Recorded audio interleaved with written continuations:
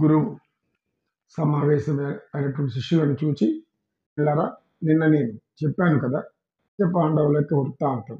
ఆకాశం, శబ్దం, శబ్దానికి మారు రూపం జ్ఞానం, ధర్మం. ఇది ప్రతిరూపమైన వాడు ధర్మరాజు. 5గురి జన్మ వృత్తాంతాన్ని మీకు తెలియజేశాను. ఎందుకు చెప్పాను అంటే, పుణ్యపురుషుల యొక్క జన్మలు కానీ, కారణ పురుషుల యొక్క జన్మలు కానీ, స్త్రీలైనా పురుషులైనా సరే, జ్ఞాన బోధకులు ఎవరైనా కానీ వారి విషయంలో వితర్క భావం కూడదు అని ధర్మం తెలియజేస్తుంది. ఎందుకంటే వారు ధర్మప్రలే కనుక ధర్మాన్ని ఆచరిస్తారు. వితండవాదంతో వితర్క భావన ఏర్పరచుకుంటే వీరికి అటువంటి కష్టాలు తప్పవు చెప్తున్నాడు సత్యనిష్ఠుడు. వెంటనే మందాకిని అనే శిష్యురాలు పైకి లేచి, గురువుగారు, మీరు ఇంకొంచెం మాకు వివరంగా వితర్క భావన కలవారు ఎలాంటి వారు, ప్రతిపక్ష భావన కలవారు మాకు అర్థమైంది. వీరిలో ఎవరు ధైర్యవంతులు? ప్రతిపక్ష భావన కలిగిన వారా ధైర్యవంతులా, లేదా వితర్క భావన కలిగిన వారు ధైర్యవంతులా? కొద్దిగా వివరిస్తారా అని అడిగింది. అలాగే తల్లి, నీ సందేహాన్ని తీరుస్తాను, కూర్చో. గతంలో ఉత్కృష్ట బలం, నికృష్ట బలం అని చెప్పారు. ఉత్కృష్ట బలం గలవారు ఎప్పుడు కూడా ప్రతిపక్ష భావనలోనే ఉంటారు. నికృష్ట బలం కలిగిన వారు వితర్క భావనలో ప్రవర్తిస్తూ ఉంటారు. ఉదాహరణకు ధర్మాన్ని ఆచరించని వారు, సత్యాన్ని చెప్పలేని వారు, కార్యాన్ని చూస్తూ అది అధర్మం అని కూడా చెప్పలేని వారు, నీతిని మరచి అవినీతి పనులు చేసేవారు, అలా చేయించే విధంగా ప్రోత్సహించేవారు కూడా వితర్క భావనకు సమానులే.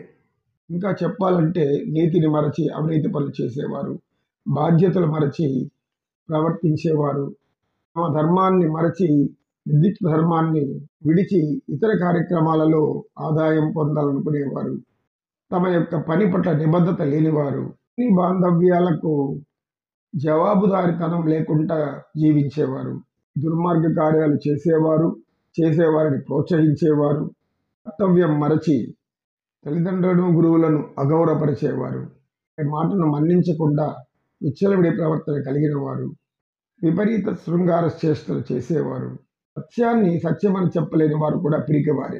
వీరు కూడా వితర్క భావన కలిగిన వారు అవుతారు.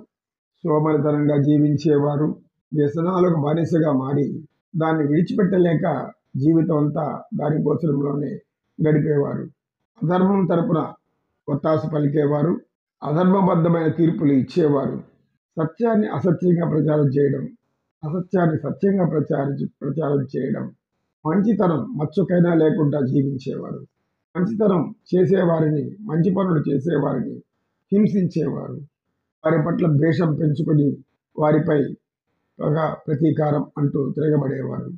అనేక వ్యతిరేక గుణాలు కలిగిన వారందరూ కూడా నికృష్ట బలవంతులు, అంటే వితర్క భావన కలిగిన వారు.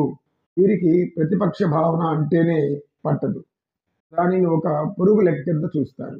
ప్రతిపక్ష భావనలో జీవించే వారిని ఒక పిచ్చివారుగా, అజ్ఞానులుగా, తెలియలేని వారుగా భావిస్తూ ఉంటారు. ఇదంతా వాస్తవంగా పిరికివారు. సత్యాన్ని చెప్పలేని వాడు పిరికివాడు, ధర్మాన్ని ఆచరించలేని వాడు పిరికివాడు, చెడు కార్యక్రమాలను విచ్చలవిడిగా చేసేవాళ్ళు కూడా పిరికివాళ్లే. నిజంగా ధైర్యం కరవ కూడా లేనివారు. ధైర్యవంతులు, ఉత్కృష్ట బలం కలిగిన వారు అంటే ఇటువంటి కార్యక్రమాలను మొదటిలోనే మొగ్గలను తుంచేసి తమ ఆలోచనలను బాధ్యతాయుతంగా మార్చుకునేవారు, జవాబుదారితనం కలిగి ఉండేవారు, అందరితో సంస్కారవంతంగా ప్రవర్తించేవారు, దయ, జాలి, కరుణ, ప్రేమ ఇలాంటివన్నీ కూడా ఎటువంటి ఫలాన్ని ఆశించకుండా చేసేవారు. లంచాలు తీసుకునేవారైతే పిరికివారు. ఇటువంటిది ఆశించకుండా ఆచరించేవారు ధైర్యవంతులు. వీరు సత్యాన్ని సత్యమని చెప్పగలరు, ధర్మంగానే ఆచరిస్తారు. అందరూ కూడా ఉత్కృష్ట బలవంతులు, ధైర్యం కలిగిన వారు. సత్యం చెప్పడానికి ధైర్య సాహసం చాలా అవసరం. చెప్పలేకపోవడమే పిరికితనం. అసలైన పిరికి వారే తర్క భావనలో జీవిస్తూ ఉంటారు. వారు చేసే చెడు కర్మలను కూడా మంచివని వారికి వారే ఆత్మవంచన చేసుకుంటూ జీవిస్తూ ఉంటారు. అటువంటి వారిలో కర్మఫలాలు వ్యతిరేక దిశలో వెళ్ళిపోతూ ఉంటాయి, వరకు అనుభవించేలా చేస్తాయి అని చెప్పి సత్యనిష్ఠుడు, శిష్యులారా, ఈ రోజుకి ఇది చాలు, రేపటితో మరలా ఇంకొంచెం చర్చించుకుందాం. ఓం తత్సత్.